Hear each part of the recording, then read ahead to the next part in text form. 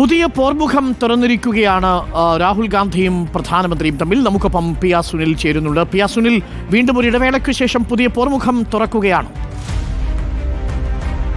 അരുൺ, പ്രതിപക്ഷത്തിന്റെ വലിയ ബഹളത്തിനിടയിലാണ് ഇന്നത്തെ പാർലമെന്റ് നടപടികൾ തുടങ്ങിയത്. കുംഭമേളയ്ക്കിടയിലുണ്ടായ അപകടം, വഖഫ് ബില്ലിന്മേലുള്ള JPC റിപ്പോർട്ട്, സുരേഷ് ഗോപിയുടെ വിദ്വേഷ പ്രസംഗം, ഇതൊക്കെ ചർച്ച ചെയ്യണമെന്നാവശ്യപ്പെട്ട് പാർലമെന്റിന്റെ ഇരു സഭകളിലും പ്രതിപക്ഷം നോട്ടീസ് നൽകിയിരുന്നു. നോട്ടീസ് അംഗീകരിക്കാതായതോടെ വലിയ ബഹളമായിരുന്നു പാർലമെന്റിന്റെ രണ്ട് സഭകളിലും. പിന്നീട് ബഹളത്തിനിടയിൽ സഭാ നടപടികൾ മുന്നോട്ട് പോകുന്ന കാഴ്ചയായിരുന്നു. ഉച്ചയോടെയാണ് രാഷ്ട്രപതിയുടെ നയപ്രഖ്യാപന പ്രസംഗത്തിന്മേലുള്ള നന്ദിപ്രമേയ ചർച്ച ഇരു സഭകളിലും തുടങ്ങിയത്. രാഹുൽ ഗാന്ധി പ്രതിപക്ഷ നേതാവായ ശേഷം നടത്തുന്ന ഏറ്റവും ശക്തമായ പ്രസംഗമായിരുന്നു ഇന്നത്തേത്.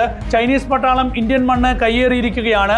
4000 സ്ക്വയർ കിലോമീറ്റർ പ്രദേശമാണ് ചൈന കയ്യേറിയിരിക്കുന്നത്. ഇക്കാര്യം ബീജിംഗ് സ്ഥിരീകരിക്കുന്നുണ്ട്.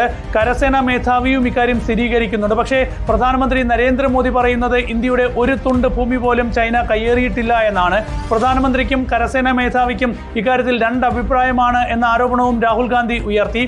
എന്ത് വിവരത്തിന്റെ അടിസ്ഥാനത്തിലാണ് രാഹുൽ ഗാന്ധി ഈ ആരോപണം ഉന്നയിക്കുന്നത് എന്ന ചോദ്യവുമായി പാർലമെന്ററി കാര്യമന്ത്രി കിരൺ റിജിജു എഴുന്നേറ്റു. ഭരണപക്ഷാംഗങ്ങളും എഴുന്നേറ്റു. വലിയ ബഹളമായി. തൊട്ടു പിന്നാലെയാണ് മഹാരാഷ്ട്രയിൽ തെരഞ്ഞെടുപ്പിന് തൊട്ട് മുൻപ് 70 ലക്ഷം വോട്ടർമാരെ വോട്ടർ പട്ടികയിൽ തിരുകി കയറ്റിയെന്ന ആരോപണം കൂടി രാഹുൽ ഗാന്ധി ഉയർത്തിയത്. തെരഞ്ഞെടുപ്പ് അട്ടിമറിക്കാൻ ലക്ഷ്യം വെച്ചാണ് ഇത് ചെയ്തത് എന്നും തെരഞ്ഞെടുപ്പ് കമ്മീഷൻ ഇതിന്റെ യഥാർത്ഥ കണക്കുകൾ പുറത്തുവിടണമെന്നും രാഹുൽ ഗാന്ധി ആവശ്യപ്പെട്ടു. മേക്ക് ഇൻ ഇന്ത്യ പദ്ധതി മേക്ക് ഇൻ ചൈന പദ്ധതിയായി മാറിയെന്നും മേക്ക് ഇൻ ഇന്ത്യ പദ്ധതി നല്ല പദ്ധതിയാണ്, പക്ഷേ അത് നരേന്ദ്രമോദി പരാജയപ്പെടുത്തിയെന്നും രാഹുൽ ഗാന്ധി ആരോപിച്ചു.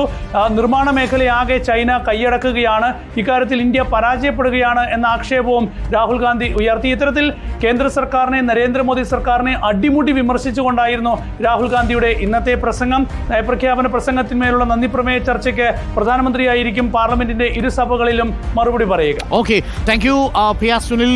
ഒരു പുതിയ പോർമുഖം കൂടി തുറന്നിരിക്കുകയാണ് ദില്ലിയിൽ.